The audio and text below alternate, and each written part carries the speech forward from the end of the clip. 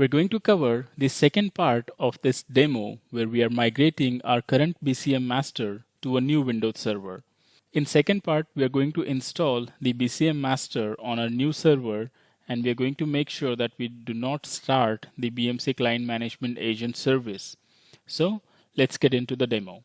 I have already downloaded the same BCM master installer which is installed on my current BCM master. So let's get started with the installation part. I'm going to run the setup, accept the end user license agreement, click next. We don't want the SQL Express here. We only want to install the master and the console. Click next, click install, click next.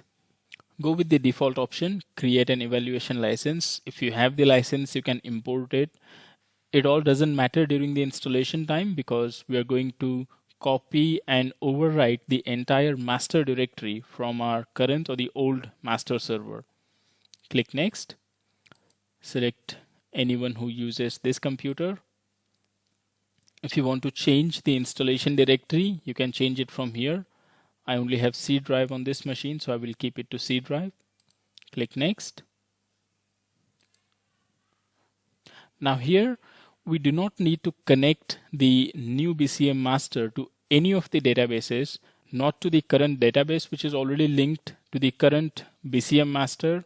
We are performing the installation just so that an instance of the BMC client management master will be created in the add or remove programs, and all the registry entries will be created automatically.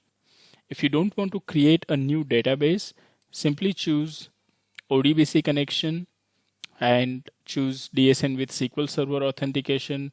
Keep all the options default. Click next. And make sure to uncheck the Start BMC Client Management Agent option. Click next. Click I want to participate in the program. If you have any feedbacks for the application, you can submit it. Next. I'm going to install it now.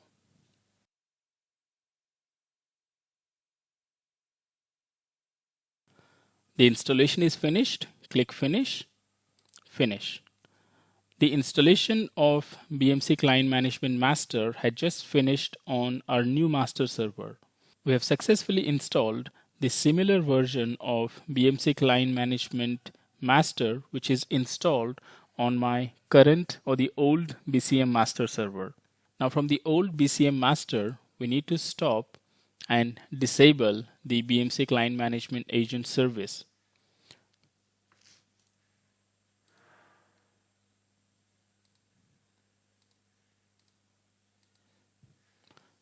So we have successfully covered the part 2 where we installed the BCM master on the new server and we stopped and disabled the BMC client management agent service on the current master server.